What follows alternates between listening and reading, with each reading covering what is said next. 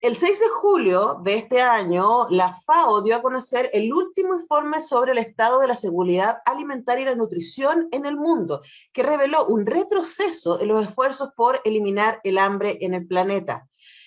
Sobre esta situación, especialistas del Instituto de Nutrición y Tecnología de los Alimentos de nuestra universidad han estado teniendo una serie de propuestas y algunas recomendaciones para una alimentación económica, saludable y sustentable. Y para tener algunos detalles al respecto, estamos con la académica del Instituto de Nutrición y Tecnología de los Alimentos, Nelly Bustos. Nelly, bienvenida, ¿cómo estás?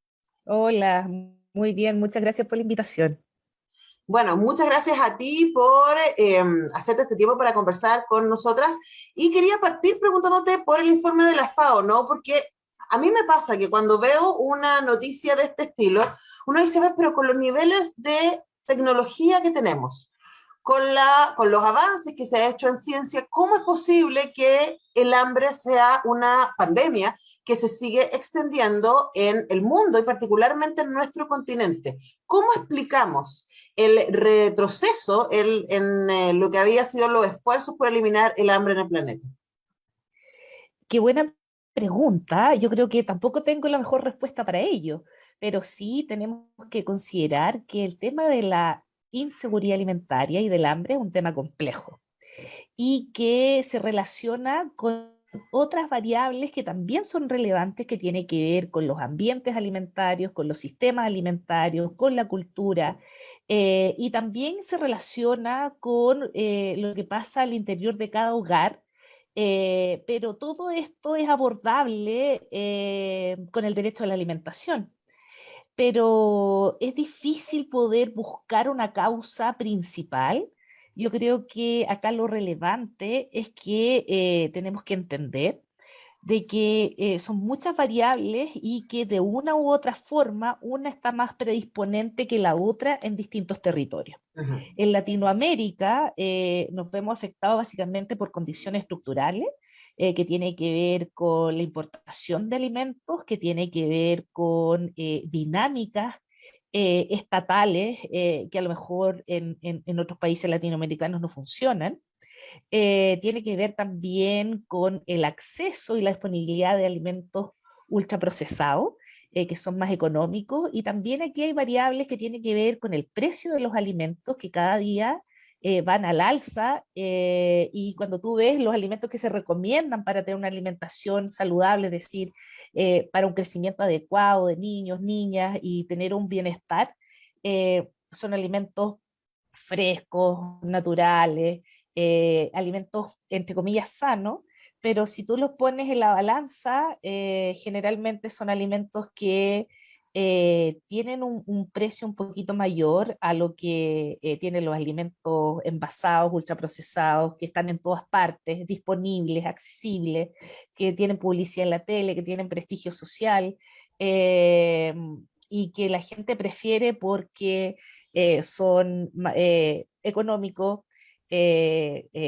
también producen un nivel de saciedad, tienen altas concentraciones de azúcar y sal, por lo tanto, uno dice, bueno, ¿y dónde está el hambre? Si bien es cierto que en Chile el hambre no es tan tangible por los datos que tenemos, que generalmente no alcanzan el 3 o menos del 2% de desnutrición, por ejemplo, pero sí yo creo que tenemos que estar atentos. Tenemos que estar atentos a otros indicadores que a lo mejor vienen arrastrando esta información de años precedentes, que tiene que ver con el retraso de talla o de estatura en la población infantil. Tenemos que ver también cuál es el nivel de inseguridad alimentaria en Chile, que ha ido avanzando, es decir, familias o personas que han tenido problemas con acceder o disponer de alimentos sanos, inocuos y nutritivos. Por lo tanto, yo creo que ya se prendieron las luces de alerta y acá tenemos que echar a andar una máquina de políticas públicas, de voluntades políticas, no menor, pero también desde el punto de vista académico, investigativo, tenemos que mostrar los datos lo más fidedigno posible para poder aportar en esta solución del problema. Ujú. Ahora, tu respuesta, Nelly, me abre un montón de preguntas, ¿no? Una Ujú. que es como separar la idea de seguridad alimentaria con buena nutrición con hambre, ¿no? Porque uno podría decir, bueno, las cifras que entregan la FAO, la Organización de Naciones Unidas para la Alimentación y la Agricultura, nos señala que son 828 millones de personas en el Así es. 2021 las que padecen de hambre. Y eso uno dice, sí, pero no puedo creer esa cifra, es una locura.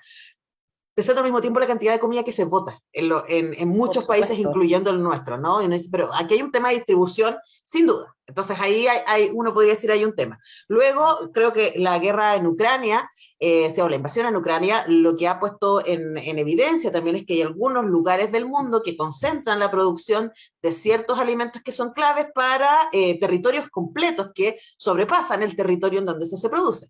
Entonces, también el aumento del dólar ha tenido que ver con el alza de los granos, etcétera, y ahí uno empieza a hacerse visible, ¿no? Esto que Mm. nos parecía tan común y cotidiano como tener harina en la casa o tener pan, que hay un camino largo, y ahí también todavía estoy hablando de las cosas macro, ¿no? Te estoy tirando como Sí. algunas ideas que uno hace como puede agarrar al vuelo juntando un par de datos. Y otra cosa que resulta también bastante evidente es, por un lado, el cambio climático y el efecto que eso ha tenido en los territorios, ¿no? Y por lo tanto, los territorios que en algún momento podían estar disponibles para la agricultura, hoy día se hacen más difíciles, ¿cierto? Especialmente por las sequías que viven ciertas zonas del planeta. Y también uno podría pensar, y aquí tú más bien te lo lanzo como pregunta, en las migraciones, ¿no? Porque cuando hay migraciones masivas de campo-ciudad o de territorios enteros, como lo que estaba pasando en Venezuela o en zonas de Centroamérica, en donde hay territorios que podrían ser utilizados para la agricultura que quedan abandonados porque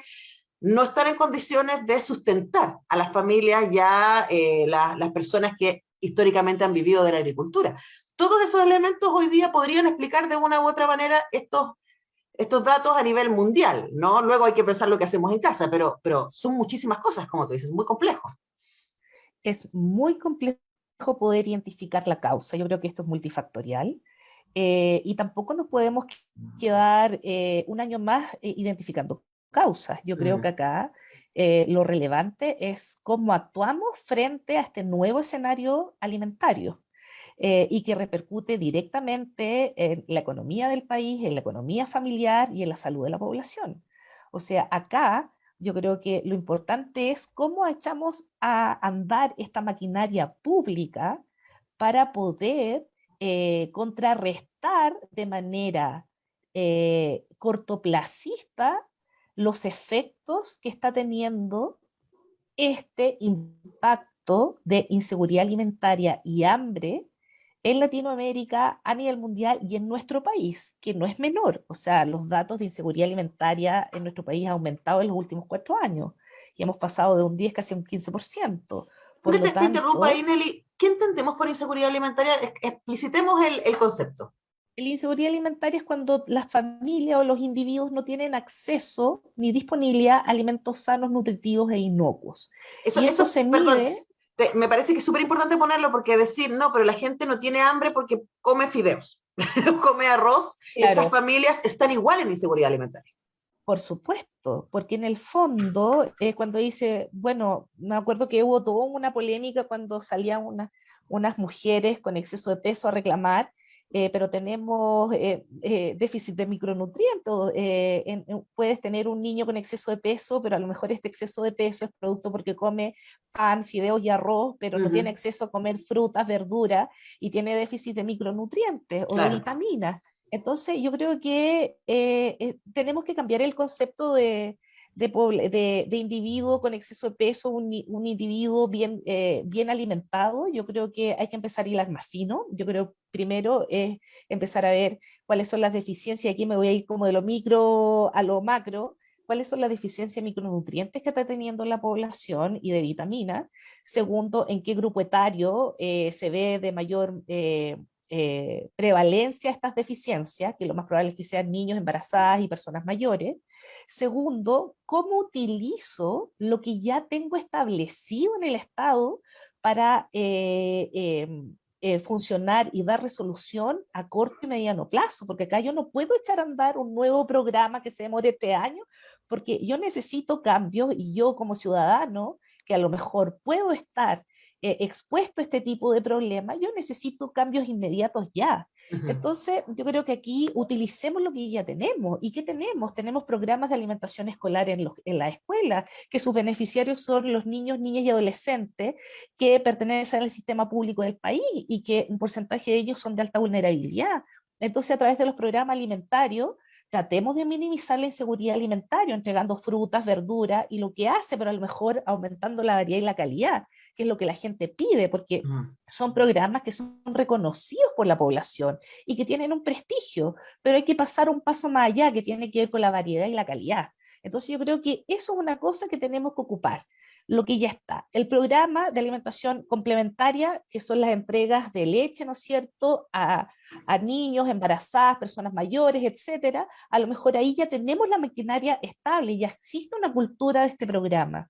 Y también sus beneficiarios son personas que se atienden en el sistema público y que también tienen un porcentaje de alta vulnerabilidad. Entonces, veamos qué entregamos, con qué podemos fortificar. Yo creo que esa es la maquinaria que ya está y que podemos utilizar. Y lo otro es que lo que tú bien mencionabas, empezar a hacer educación de cómo ocupar al máximo nuestros alimentos y minimizar al máximo todos los desechos a nivel doméstico. Yo creo que eso es una campaña de educación de alimentación y nutrición, en cómo utilizar al máximo, cómo podemos eh, también arreglar todo lo que tenga que ver con la alimentación institucional.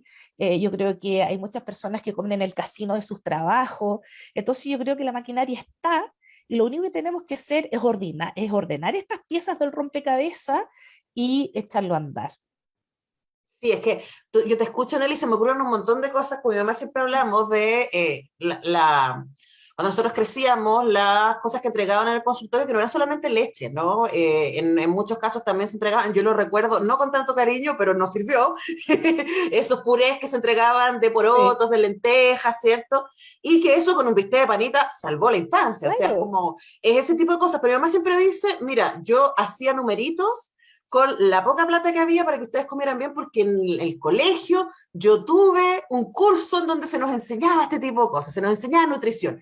Y yo cada vez que hablamos de esto y nos acordamos de esos tiempos, decimos, chuta, qué fuerte que hoy día nos enseña nutrición. Y claro, y que lo que se nos enseña es a saciar el hambre, ¿no? Entonces, y sin hacer el cálculo que es literalmente pan para hoy y hambre para mañana, porque la obesidad sabemos que es el origen de una serie de enfermedades que no solamente van a afectar a esa persona y a sus entornos, sino también la salud pública, ¿no? Entonces, aquí esa maquinaria que tú señalas tiene que haber un sentido de urgencia, de que ya tenemos unos niveles de obesidad infantil y adulta impresionante, ¿cierto? Pero que hay herramientas, ¿no? Y desde ahí te pregunto, este camino que tú hiciste, ¿no? Y el que yo un poco como saboreé con alguna imagen anecdótica, ¿tú sientes que hay este sentido de urgencia en las autoridades para decir, ya, vamos a ocupar esto porque de verdad esto tiene que ser ahora?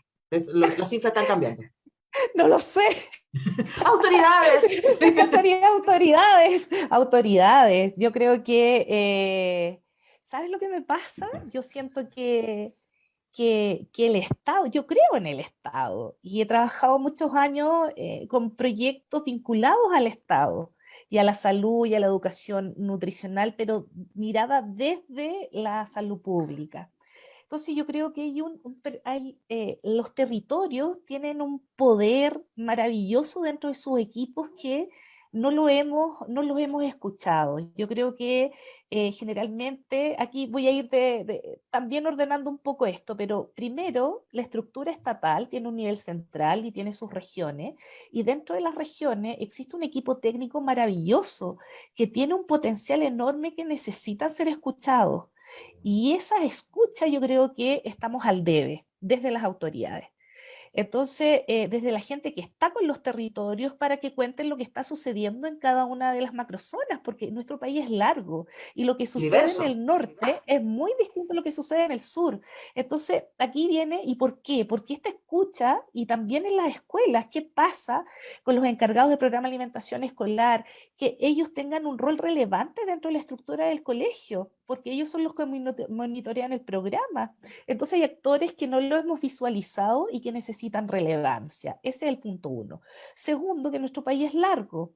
Por lo tanto, nuestros territorios son difíciles de abordar de manera central. Entonces, obviamente que aquí los programas necesitan una cierta pertinencia territorial. Ejemplo, el programa de alimentación escolar me debe asegurar en esta realidad actual de inseguridad alimentaria creciente, abordar y proteger con la entrega de frutas y verduras diariamente a las zonas de extremo sur, donde una lechuga vale 3.000 pesos. Claro. Entonces tienes la maquinaria y le estás dando pertinencia territorial a la bajada de estos programas. Esa es la segunda fase. Lo tercero tiene que ver con el monitoreo de estos programas. Yo creo que no podemos perder el foco de instalar programas sin monitorear a nivel, puede ser un monitoreo de costo-efectividad, puede ser un monitoreo de cualitativo, pueden ser de ir ajustando estos programas, porque generalmente estos requieren ajuste y esto es importante. Entonces no es llegar y tirar cosas tontas y locas, sino que monitorear. Y lo cuarto, yo creo que tiene que ver con educar a la población y entregar otras herramientas a los equipos, por ejemplo, a los equipos de salud, de no hablar solo de nutrición, sino que de agronutrición, no solamente hablar de, de las asociaciones de ingesta de alimentos con salud, sino que tenga que ver con el cuidado del medio ambiente, que tiene que ver con la cultura. Entonces yo creo que ahí estamos al debe. Y lo otro es que educar a las familias con todo lo que es economía doméstica que tú bien hablabas, Antonella, en cómo cuidar nuestros recursos, cómo distribuir las labores domésticas en la casa, porque cocinamos en casa, pero la que se lleva la pega es la mujer. Entonces, cómo incluimos el tema de género y cómo también relevamos el rol de las personas mayores en cada una de las familias, porque obviamente nuestra familia ha cambiado y tenemos muchas familias que son monoparentales, donde la mujer tiene que cocinar, el cuidado de los niños, ser abastecedora, etcétera. Más del Por lo 40% de las tanto, familias en Chile. por supuesto, por lo tanto, yo creo que también tenemos que visualizar y perfilar cuál es el perfil de nuestras familias en Chile, que ha cambiado significativamente. Y eso tiene que ver también con levantamiento de información, pero también tiene que ver con empezar a posicionar la educación alimentaria desde esta perspectiva de economía familiar y minimización de desechos, y relevar también el rol de actores claves dentro de la familia, que tiene que ser el adolescente, las personas mayores y obviamente la mujer. Bueno, y además estaba buscando el dato duro, ¿no? Para decir en qué parte de propuesta de nueva constitución también quedó el derecho a la alimentación Sí. como parte. Entonces, estaba pensando que si el 4 de septiembre votamos a prueba, ahí también va a ser parte del proceso que como país vamos a tener que tener para asegurar que ese derecho que instalamos constitucionalmente pueda efectivamente tener una bajada cotidiana, ¿no? Y es Por tremendamente supuesto. importante. O sea, eso nos abre las puertas a poder normar frente a, a todos los temas que tengan que ver con alimentación de manera concreta y respaldada, porque si tú no lo tienes dentro de la Constitución, obviamente todo lo que tú quieras hacer en relación a mejorar la seguridad alimentaria, la alimentación y todo queda sin un respaldo fijo. Por lo tanto, lo único que tenemos actualmente tiene que ver con la ley 20.606, Uh -huh. que prohíbe la venta de alimentos altos en nutrientes críticos en la escuela y prohíbe la publicidad, etcétera, etcétera. Pero claro, tenemos los sellos y ha sido obviamente una ley muy referenciada y otros han ocupado el modelo, pero el consumo de la población de alimentos frescos sigue siendo baja. Claro. Entonces, es ahí donde tenemos esta dicotomía y algo que nos tenemos que fijar. Entonces, ok, esa ley va monitoreada, va por un buen camino, pero respondamos la pregunta en qué pasa en la población. O sea, ¿por qué la gente no consume alimentos frescos y naturales? ¿Será porque son caros? ¿Será porque no tiene el hábito? ¿Será porque ya no comemos en casa? ¿Será por el efecto de la publicidad? Entonces, ahí entra todo de nuevo a la misma malla, en donde de nuevo se me prende la luz y digo, bueno, pertinencia, nos falta identidad cultural de nuestra alimentación. ¿Será que hemos hecho de nuestra alimentación algo transversal y no le hemos dado fuerza en cada uno de los territorios? Por ejemplo, no sé, ¿tú sabes cuál es el plato típico de Santiago? No sabría decirte. Charquicante, diría yo, inmediatamente es lo Claro, que se me ocurre, no zona central. Pero claro. luego, Nelly, quizás para cerrar y como resumiendo, lo que nos falta, sin duda, es información. Ese es Por como supuesto. el dato, ¿no? Y por eso es tan valioso lo que se hace desde el INTA, ¿cierto? Que está constantemente desarrollando estudios, entregando el dato duro para que desde ese lugar podamos tomar decisiones. Yo les invito a que visiten constantemente la página web del INTA, que puedan también seguirla en sus redes sociales porque están constantemente desde el Instituto de Nutrición y Tecnología de los Alimentos entregando información para las familias, para educadores y para educadoras, para comunicadores y comunicadoras, lo que es absolutamente fundamental. Hemos conversado con la académica del INTA, Nelly Bustos. Nelly, muchas gracias por este tiempo con Radio Universidad de Chile. Gracias a ti por la invitación, Antonella. Nosotros cerramos el programa aquí y nos encontramos mañana en una nueva edición de Semáforo. Que estén bien.